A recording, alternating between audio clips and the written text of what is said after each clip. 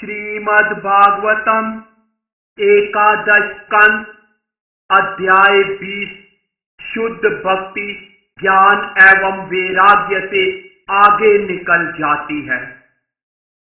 श्री उद्धव ने कहा, हे कमल नयन कृष्ण, आप परमेश्वर हैं और इस तरह विधियों तथा निषेधों से युक्त वैदिक वांग्मय आपका आदेश है। ऐसा वांग्मय कर्म के गुण तथा दोषों पर दृष्टि एकाग्र करता है। वैदिक वांग्मय के अनुसार वर्णाश्रम में उच्च तथा निम्न कोटियां परिवार नियोजन के पवित्र और पापमय गुणों के कारण हैं। इस प्रकार पाप तथा पुण्य किसी स्थिति विशेष में यथा भौतिक अव्यय, स्थान, आयु तथा काल में वैदिक विश्लेषण के संदर्भ बिंदु हैं।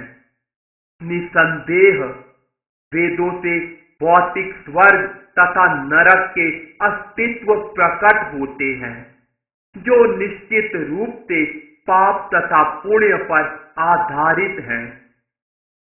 पाप तथा पुण्य के बीच के अंतर को जाने बिना भला कोई किस तरह आपके उन आदेशों को, जो कि वैदिक वांग्मय के रूप में है, समझ सकता है, जो मनुष्य को पुण्य करने का आदेश देते हैं और पाप करने से मना करते हैं।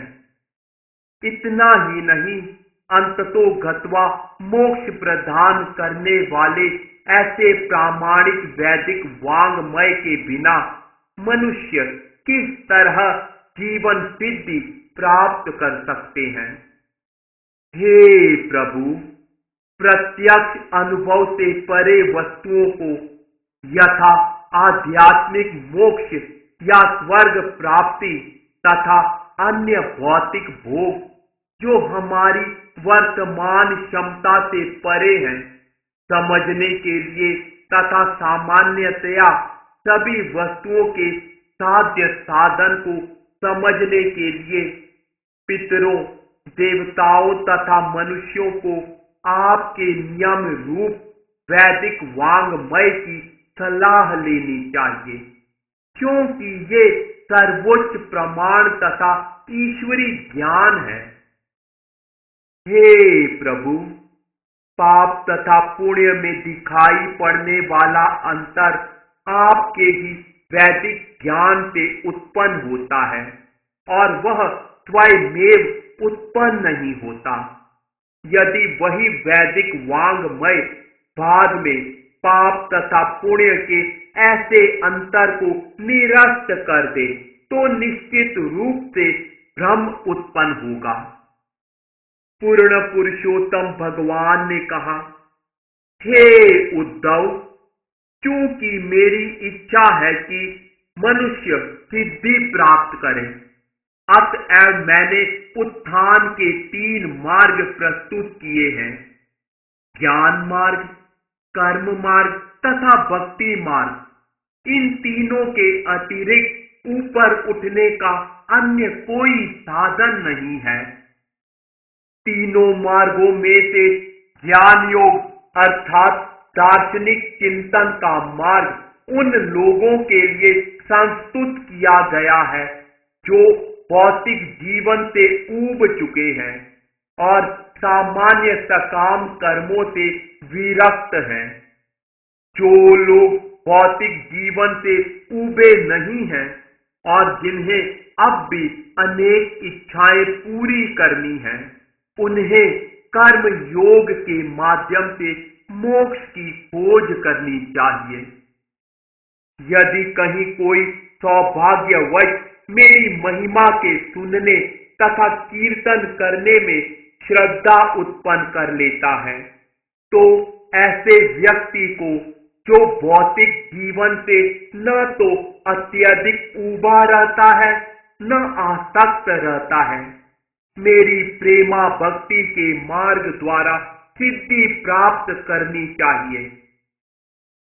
जब तक मनुष्य सकाम कर्म से तृप्त नहीं हो जाता और श्रवणम कीर्तनम विष्णु द्वारा भक्ति के लिए रुचि जागृत नहीं कर लेता, तब तक उसे वैदिक आदेशों के विधानों के अनुसार कर्म करना होता है।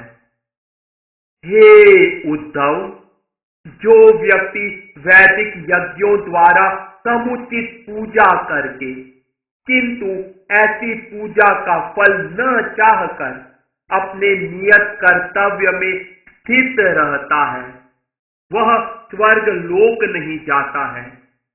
इसी तरह निषिद्ध कार्यों को न करने से वह नरक नहीं जाएगा।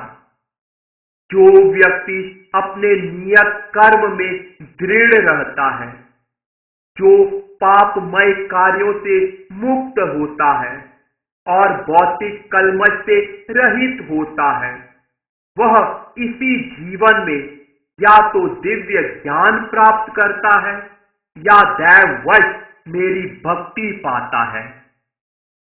स्वर्ग तथा नरक दोनों ही के निवासी पृथ्वी लोक पर मनुष्य का जन्म पाने की आकांक्षा रखते हैं, क्योंकि मनुष्य जीवन दिव्य ज्ञान तथा भगवत प्रेम की प्राप्ति को सुगम बनाता है, जबकि न तो स्वर्गिक न ही नारकीय शरीर पूर्णतः ऐसा अवसर सुलभ कराते हैं।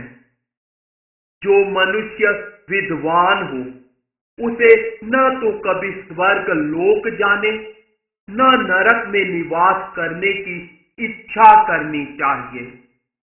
दरअसल मनुष्य को भी पृथ्वी पर ही स्थायी निवास की भी कभी कामना नहीं करनी चाहिए, क्योंकि भौतिक देह में ऐसी तल्लीनता से मनुष्य अपने वास्तविक आत्महित के प्रति मूर्खतावश उपेक्षा बरतने लगता है। यह जानते हुए कि यद्यपि भौतिक शरीर मर्त्य है, तो भी यह उसे जीवन सिद्धि प्रदान कर सकता है। विद्वान व्यक्ति को मृत्यु आने के पूर्व इस अवसर का लाभ उठाने में मूर्खतावश उपेक्षा नहीं बरतनी चाहिए। जब साक्षात मृत्यु रूपी क्रूर पुरुषों द्वारा वृक्ष काट दिया जाता है, जिसमें किसी पक्षी का घोंसला बना था, तो वह पक्षी बिना किसी आसक्ति के उस वृक्ष को त्याग देता है और इस तरह वह अन्य स्थान में सुख का अनुभव करता है। यह जानते हुए कि मनुष्य की आयु दिन रात बीतने के साथ क्षीण होती जा रही है, उसे भय से कांपना चाहिए। इस तरह सारी भौतिक आसक्ति तथा इच्छा त्याग कर वह भगवान को समझने लगता है और पूर्ण शांति प्राप्त करता है। जीवन का समस्त लाभ प्रदान करने वाला मानव शरीर प्रकृति के नियमों द्वारा स्वतः प्राप्त होता है, यद्यपि यह अत्यंत दुर्लभ है। इस मानव शरीर की तुलना बड़े जतन से निर्मित नाव से की जा सकती है, जिसका मांझी गुरु है और भगवान के आदेश वे अनुकूल हवाएं हैं जो उसे आगे बढ़ाती हैं। इन सारे लाभों पर विचार करते हुए जो मनुष्य अपने जीवन का उपयोग संसार रूपी सागर को पार करने में नहीं करता, उसे अपने ही आत्मा का हंता माना जाना चाहिए। भौतिक सुख के लिए समस्त प्रयासों से ऊब कर तथा निराश होकर योगी जब इंद्रियों को पूरी तरह नियंत्रित करके विरक्ति उत्पन्न कर ले, तब उसे आध्यात्मिक अभ्यास द्वारा अपने मन को अविचल भाव से आध्यात्मिक धरातल पर स्थिर करना चाहिए। जब भी आध्यात्मिक धरातल पर एकाग्र मन सहसा अपने आध्यात्मिक पद से भटके, तो मनुष्य को चाहिए कि वह सावधानी से नियत साधनों के सहारे उसे अपने वश में कर ले। मनुष्य को चाहिए कि मानसिक कार्यों के वास्तविक लक्ष्य को दृष्टि से ओझल न होने दे। प्रत्युत प्राण वायु तथा इंद्रियों पर विजय पाकर तथा सतोगुण से सुदृढ़ हुई बुद्धि का उपयोग करके मन को अपने वश में कर ले।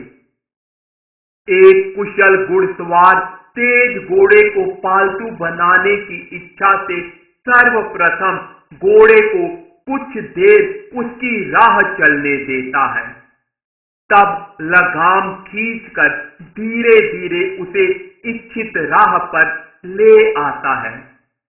इसी प्रकार सर्वोत्कृष्ट योग विधि वह है जिससे मनुष्य मन की गतियों तथा इच्छाओं का सावधानी से अवलोकन करता है और क्रमशः उन्हें पूर्ण वश में कर लेता है।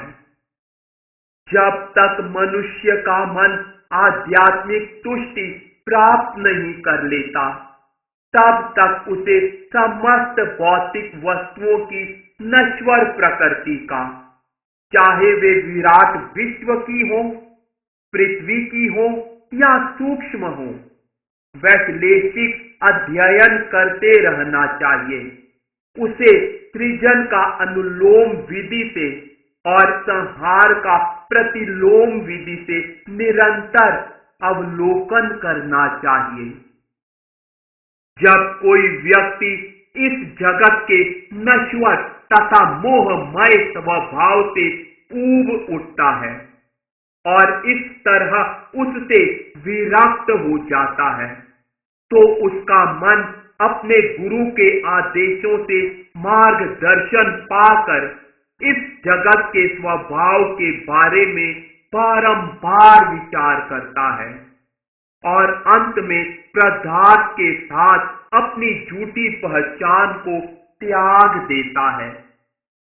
मनुष्य को चाहिए कि योग प्रणाली के विभिन्न यमों तथा संस्कारों द्वारा, तर्क तथा आध्यात्मिक शिक्षा द्वारा अथवा मेरी पूजा और उपासना द्वारा योग के लक्ष्य पूर्ण पुरुषोत्तम भगवान के स्मरण में अपने मन को लगाए। इस कार्य के लिए वह अन्य साधनों का प्रयोग न करे। यदि क्षणिक असावधानी से कोई योगी अकस्मात कोई गर्हित निंदित कर्म कर बैठता है, तो उसे चाहिए कि वह योगा अभ्यास द्वारा उस पाप को कभी भी किसी अन्य विधि का प्रयोग किए बिना भस्म कर डाले। यह दृढ़ता पूर्वक घोषित है कि योगियों का अपने अपने आध्यात्मिक पदों पर निरंतर बने रहना असली पुण्य है, और जब कोई योगी अपने नियत कर्तव्य की अवहेलना करता है, तो वह पाप होता है।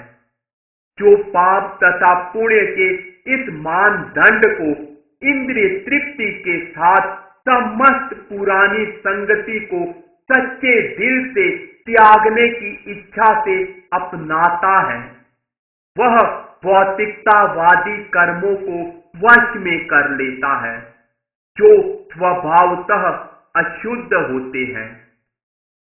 मेरे यश की कथाओं में श्रद्धा उत्पन्न करके सारे भौतिक कार्यों से ऊब कर और यह जानते हुए भी कि सभी प्रकार की इंद्रिय तृप्ति दुखदायी है, किंतु इंद्रिय भोग त्याग पाने में असमर्थ मेरे भक्त को चाहिए कि वह सुखी रहे और अत्यंत श्रद्धा तथा पूर्ण विश्वास के साथ मेरी पूजा करे। कभी कभी इंद्रिय भोग में लगे रहते हुए भी मेरा भक्त जानता है कि समस्त प्रकार की इंद्रिय तृप्ति का परिणाम दुख है और वह ऐसे कार्यों के लिए सच्चे दिल से पश्चाताप करता है। जब कोई बुद्धिमान व्यक्ति मेरे द्वारा बताई गई प्रेमा भक्ति के द्वारा निरंतर मेरी पूजा करने में लग जाता है, तो उसका हृदय दृढ़ता पूर्वक मुझ में स्थित हो जाता है। इस तरह उसके हृदय के भीतर की सारी भौतिक इच्छाएं नष्ट हो जाती हैं। जब मैं उसे भगवान के रूप में दिखता हूं, तो उसके हृदय की गांठ खुल जाती है, सारे संशय छिन्न भिन्न हो जाते हैं तथा सकाम कर्मों की श्रृंखला समाप्त हो जाती है।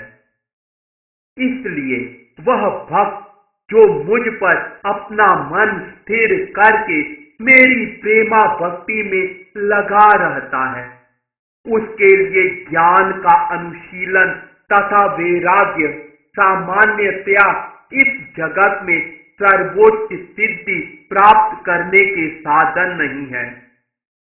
इन सारी वस्तुओं को जो सकाम कर्म, तपस्या, ज्ञान, वैराग्य, योग, दान, धर्म तथा जीवन को पूर्ण बनाने वाले अन्य सारे साधनों से प्राप्त की जाती है, मेरा भक्त मेरे प्रति भक्ति को अनायास प्राप्त कर लेता है।